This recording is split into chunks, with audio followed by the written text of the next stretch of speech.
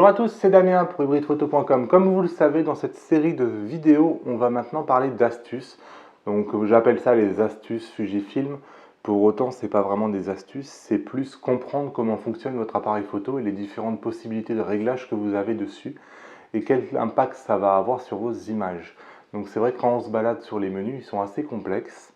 Ils sont assez mal organisés. Souvent, c'est un peu traduit à l'arrache quand c'est traduit, puisqu'il y a le fameux mot en allemand là, pour retardateur qui reste dans le menu, notamment du X-T2. Et surtout, il n'y a pas d'aide contextuelle dans les Fujifilm, donc on n'a pas cette touche, par exemple, que moi j'avais sur le Nikon D750 qui permettait de comprendre un peu en 2-3 phrases ce que le paramètre va changer. Là, on l'a pas du tout. Et c'est très gênant. Donc aujourd'hui, pour cette première vidéo, je vous propose d'attaquer sur la stabilisation. Donc c'est le fameux OIS qui apparaît dans le nom des objectifs. La stabilisation chez Fujifilm, on la trouve dans absolument tous les zooms, y compris les zooms de la gamme XC qui sont censés être l'entrée de gamme. Donc c'est les zooms de kit pas chers que vous allez trouver vendus avec les boîtiers, ils ont la stabilisation. Le seul objectif qui n'a pas de stabilisation chez Fujifilm, c'est le 16-55 en ouverture 2.8 constante, qui est le seul à ne pas avoir de stabilisation, je pense, parce qu'il est un peu ancien. Encore une fois, ça vient rejoindre ma théorie de dire attention à la gamme des objectifs Fujifilm, n'achetez pas les objectifs qui sont un peu anciens. Bien que le 16-55, je l'ai ici, il est en train de shooter, il est très bien, mais s'il était sorti actuellement, il aurait la stabilisation. C'est un vrai défaut qu'il a. Donc la stabilisation, qu'est-ce que j'ai à vous dire? Je vous ai dit que tous les objectifs, tous les zooms de chez Fujifilm l'ont, à part le 16-55. La différence entre les XC et le XF, c'est que sur les XC, là par exemple, je vous montre celui-là, qui est celui-là c'est le 50-140 en ouverture constante 2.8. Donc sur tout ce qui est XF, vous avez ici un bouton qui permet de activer ou désactiver la stabilisation, ce qui n'est pas le cas. Sur tout ce qui est XC, vous êtes obligé d'aller directement dans le menu pour le faire. Donc voilà, c'est la seule différence entre la stabilisation XF et la stabilisation XC. À ma connaissance, c'est le même moteur de stabilisation. Donc il est connu pour gagner entre 3 et 4 stops. 5 stops si vraiment vous êtes très très stable de base. Donc voilà, et qu'il n'y a pas énormément à stabiliser. Mais sinon, on est plutôt sur 3-4 stops pour des gens normaux. Ce qui est déjà pas mal.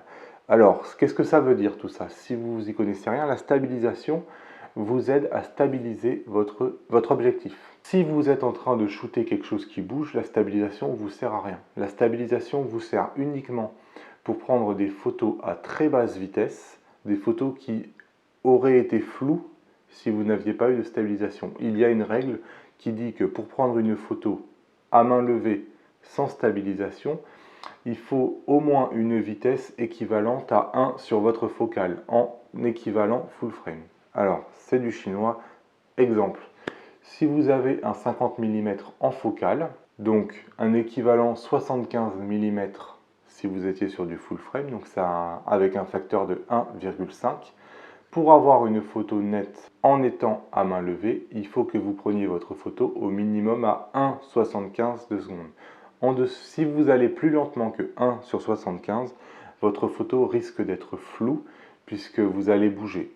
Tout simplement, le corps humain, quand vous êtes là, même si vous faites le maximum d'efforts, vous allez de toute façon bouger.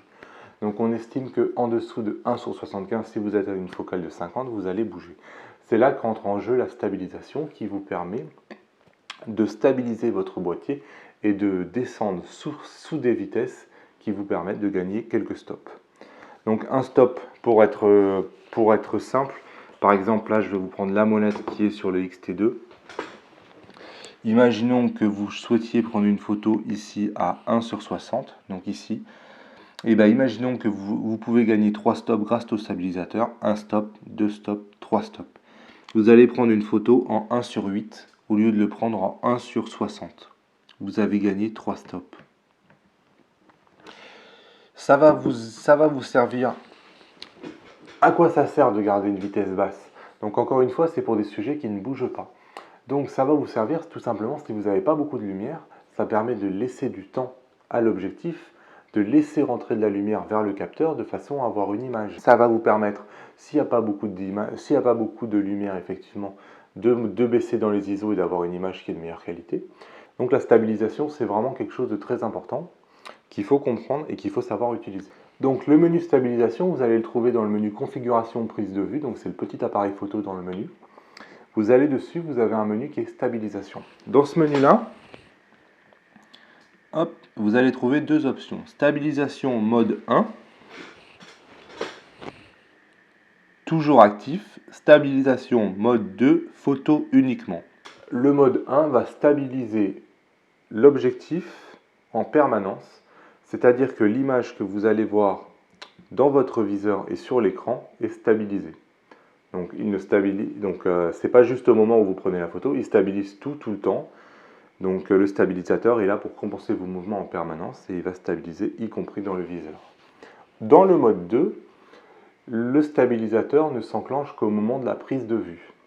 Donc dans le mode 2, l'image que vous voyez dans le viseur et sur l'écran n'est pas stabilisée et c'est uniquement quand vous appuyez sur les déclencheurs que votre image est stabilisée.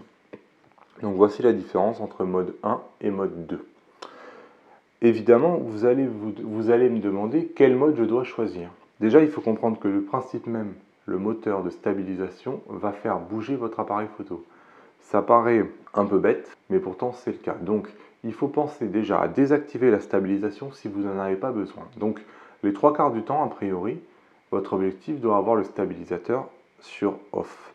Puisque, imaginons, si vous mettiez votre appareil photo sur un trépied ou que vous êtes en train de shooter à haute vitesse, donc vous n'avez pas du tout besoin du stabilisateur, le stabilisateur d'image introduit des mouvements dans votre objectif qui peut tout simplement flouter votre image. Donc il fait l'effet inverse. Vous n'avez pas besoin du stabilisateur, vous le laissez activer, il peut vous produire des images qui vont être floues. Donc pensez bien à, dans la majorité des cas, éteindre votre stabilisateur. Le mode 1 est utile principalement quand vous voulez shooter à très basse vitesse.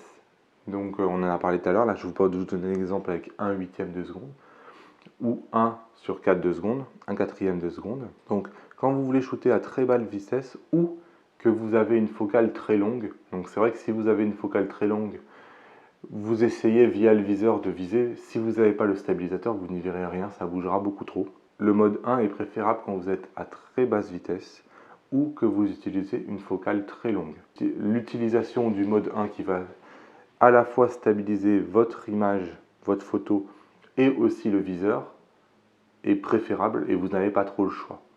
Pour tous les autres cas, le mode 2 est préférable puisque le stabilisateur va se déclencher uniquement au moment de l'image de façon à avoir la meilleure efficience. Le mode 2 est le mode recommandé pour la plupart des usages. Donc je résume, stabilisateur toujours éteint de base. Ce n'est pas quelque chose qu'on laisse allumer tout le temps.